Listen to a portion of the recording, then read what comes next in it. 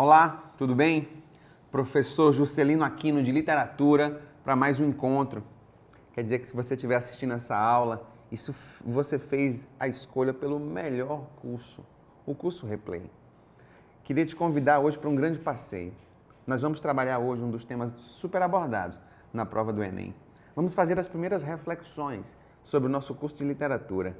Vem com a gente, na aula de hoje, nós vamos discutir hoje linguagem, língua e fala. Vamos lá. Um dos primeiros conceitos que precisamos entender para trabalhar com literatura é um conceito sobre linguagem. O que é linguagem, né? Já devem ter percebido, por exemplo, que as cédulas de dinheiro, elas têm tamanhos diferentes. Isso não é à toa. Elas têm tamanhos diferentes porque é uma linguagem tátil. Quem tem deficiência visual acaba se orientando pelo tamanho da cédula. Não só elas têm tamanhos diferentes, como elas têm também cores diferentes. É uma espécie de linguagem crômica. Como é a linguagem dos sinais, do semáforo? Como é a linguagem, por exemplo, das lixeiras, que são coloridas, determinando em qual lixeiro você deve jogar o lixo, se é o orgânico, se é o metal, se é o plástico, se é o vidro. Percebemos que existe um mundo de linguagens, o piso tátil, aquele chãozinho emborrachado no banco, né, para dar uma orientação para quem também é deficiente visual, ou aquele furinho na caixinha de remédio, aqueles furinhos indicando, por exemplo, o braille, né, uma linguagem também tátil. Existe um universo de linguagens, seja ela faixa de pedestre ou aquele rapaz que faz o avião taxiar no aeroporto com suas lanternas ou bandeiras. Aquilo também é uma espécie de linguagem. As placas de trânsito, a faixa de pedestre, o mundo é composto de linguagens. Dentro desse universo, que é enorme, as linguagens são muitas, então temos aí Libras, Braille, Código Morse, um universo enorme de linguagens. Dentro desse universo, vamos separar uma. Qual é a delas, Juscelino? A língua. Isso, a língua portuguesa. Ela tem uma característica especial. A língua, ela é uniforme, ensinada no extremo norte ao extremo sul desse país, ensinada nas escolas. Existe um conjunto de regras sobre a língua, por exemplo. Ela pode ser sistematizada em gramáticas ou dicionários. A língua tem essa possibilidade. A língua pode ter essa organização. Juscelino, eu percebo que existem alterações. Essas alterações, como é que eu chamo, né? Você vai chamar. Imagine só, se num time de futebol todos são jogadores, mas cada um tem uma forma particular de conduzir o esférico. Alguns têm uma força diferente de outros, uma posição no campo diferente dos outros. Cada um tem um modo particular de conduzir a bola. Peraí, então, se eu comparar a língua ao futebol, então a fala, que é o uso individual da língua, é a forma como cada um manipula a língua. Então, isso torna um discurso particular. Por isso que a fala, ela é de uso particular. Cada indivíduo tem como se fosse um guarda-roupa. Existem roupas adequadas para determinadas circunstâncias. Existe roupa para você dormir, para você ir para o trabalho, para ir para a escola, para você ir para o futebol. Então, assim também é a fala. Você veste várias roupas de fala. As falas, elas são variáveis. Elas se alteram dependendo da circunstância que você está vivendo ou elas se alteram, inclusive, com o seu estado emocional. Você não tem a mesma fala com as mesmas pessoas. Você adequa a sua fala dependendo do momento de interlocução. Ela é de criação momentânea. Você fala com amigos diferente quando fala com seus pais. Você fala com seus pais diferente quando fala com outras autoridades civis. Você, por exemplo, tem várias roupas de fala. O melhor falante é aquele que veste a roupa adequada para cada circunstância. Se eu pudesse fazer uma comparação, diria que quando alguém vai de terno para a praia, ela não está mal vestida e nem está errada. A circunstância que ela está é inadequação. O terno é uma roupa linda, a praia é um lugar lindo, mas existe uma adequação, onde você precisaria vestir uma outra roupa. Nesse caso, se eu trouxer uma comparação, a sua fala precisa estar adequada ao ambiente que você está inserido. A fala, ela é facilmente alterável. Eu posso alterar a fala por razões diversas e não tem como eu sistematizá-la em gramáticas ou dicionários. Então, se eu fizer um quadro comparativo entre língua e fala, assim se daria. A fala, ela é absolutamente variável. a língua ela é invariável, por isso pode ser sistematizada em gramáticas e em dicionários. A língua ela é de uso coletivo, a fala ela é individual. A língua pode ser sistematizada, a fala, desculpa, não é possível que isso aconteça, já que cada falante tem um guarda-roupa de falas que usa adequadamente a cada circunstância que vai viver. A fala, ela não tem, ela é mutante, e a língua, ela é padronizada.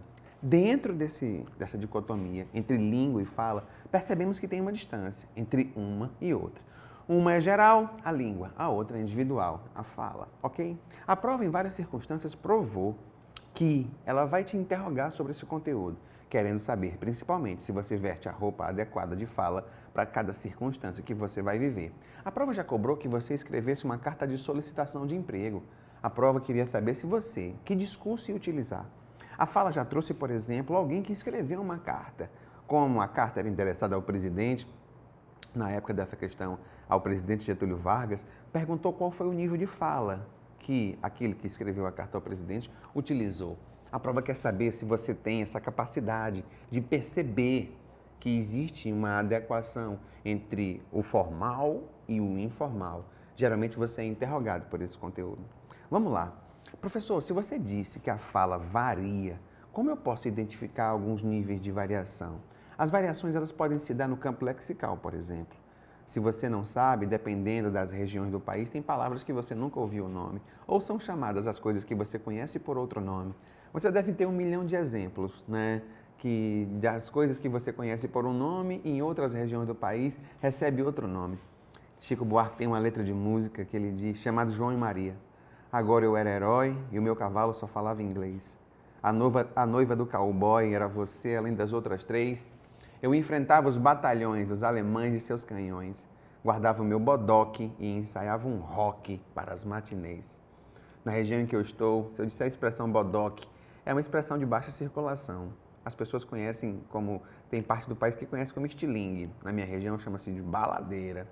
A variação ela pode ser regional. E você deve ter uma lista de palavras que você conhece, né? Que alguém já deve ter rido da forma como você falou, ou você já riu por alguém chamar por outro nome aquele que você conhece por uma outra identificação. Essa variação depende das regiões, por isso ela é chamada de variação regional. Dentro da mesma região, as pessoas elas se agrupam, elas formam círculos.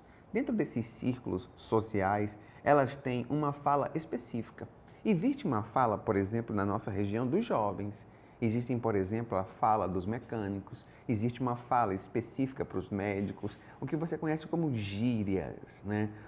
Geralmente ela pertence a um grupo, mesmo que dentro de um mesmo espaço, né? São utilizações específicas. E quando a gíria entra num alto nível de circulação, ela acaba perdendo sua característica de gíria.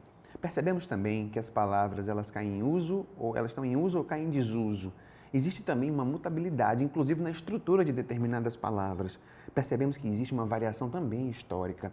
Então, se elas podem variar com o tempo, se elas podem variar dependendo da região, se pode ter uma variação, inclusive, uma social em relação ao grupo ao que pertencem, a fala ela é muito mutante. As variações linguísticas que serão estudadas em momentos específicos, né? Uma das alterações de fala.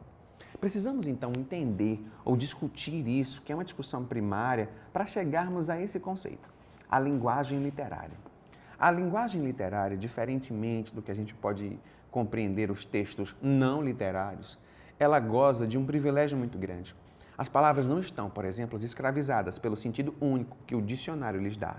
O dicionário pode até dar outros conceitos para uma determinada palavra, mas está sempre limitado, já que o texto literário não tem essa amarra ou essa camisa de força. Não necessariamente uma palavra dentro de um texto vai significar a mesma coisa em outros textos. A linguagem literária ela goza principalmente do que a gente pode entender como conotação, ou sentido metafórico, ou um sentido ambíguo, por assim dizer. A linguagem metafórica, conotativa ou figurada, a linguagem literária.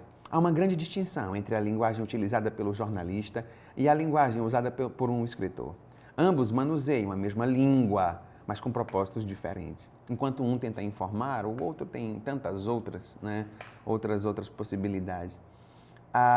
Enquanto aquele usa a palavra como instrumento de comunicação, o jornalista, visando transmitir informações ou ideias, a ideia dele se concentra justamente, o propósito dele é na informação e ela ser veiculada. No caso, o autor, o escritor, dispensa a ela, a língua, determinados cuidados, com o objetivo de alcançar maior expressividade e, com isso, sensibilizar o leitor. Então, mesmo que utilizem a mesma língua, cada um com propósitos diferentes, a linguagem literária é, por assim dizer, mais livre do que a linguagem que tem um sentido denotativo, sentido único, literal e concreto, né? Vamos lá. Denotação e conotação são conceitos interessantíssimos. A denotação, olha esse Dzinho, é o D de dicionário, por exemplo.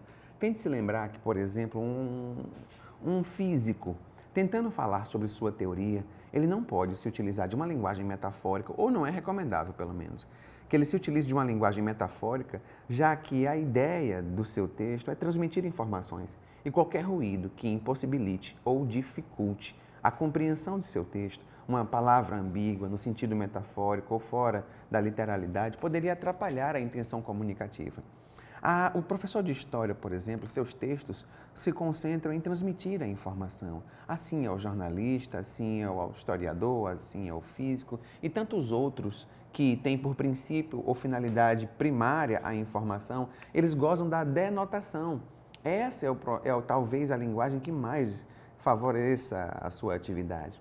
Diferente de um poeta que usa uma linguagem conotativa, que está aí a lista, pode ser chamada de figurada, metafórica, pessoal, emocional, sentido múltiplo, polissêmico, plurissignificativo, né?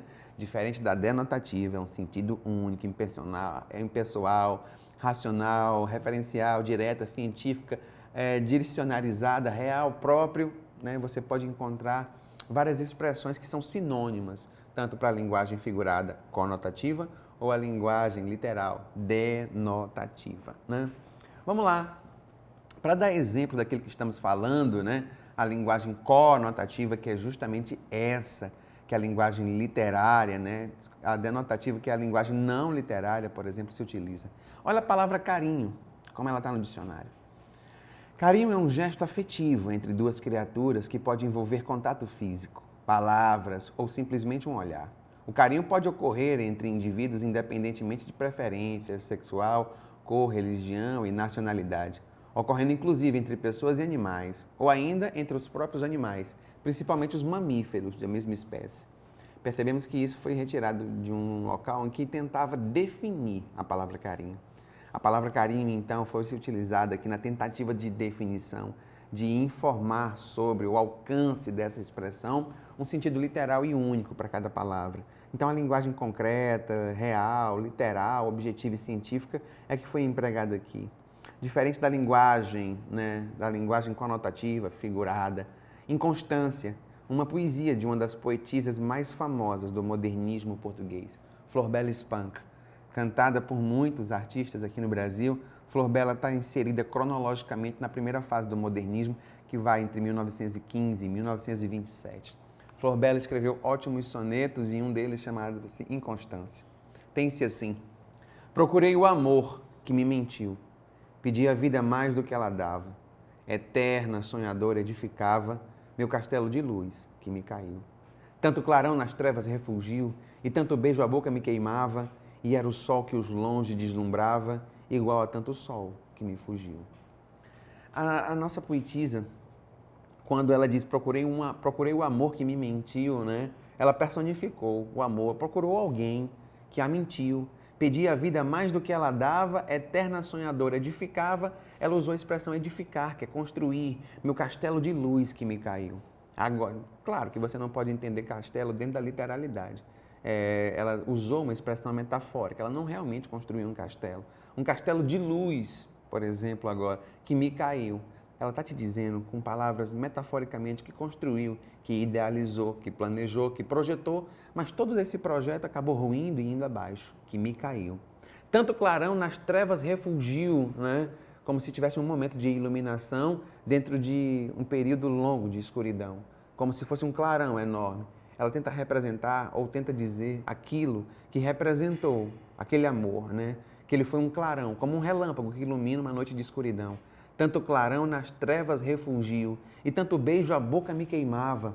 Talvez não, com certeza esse queimava não é dentro da literalidade, nem tanto beijo a boca me queimava, e era o sol que os longe deslumbrava, como se esse alguém, né, fosse alguém que causasse inveja ou espanto, igual a tanto sol que me fugiu.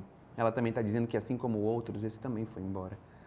Flor Bela Espanca, dentro do seu eu lírico aqui, super sofredor, nos transmite numa linguagem altamente literária, nos define muito bem esse conceito entre conotação e denotação. Eu deixo você com esses primeiros ensinamentos, com essas primeiras propostas. No nosso próximo encontro, trabalharemos, por exemplo, os gêneros literários. É de fundamental importância que você acompanhe nossas aulas. Se você fez a escolha pelo curso Replay, você fez a melhor escolha. Quero deixar você muito abraçado aqui nesse momento. Eu continuo acreditando que todas as forças, elas concorrem para o bem daqueles que amam a Deus. Meu nome é Gás, eu estou vazando. Grande abraço.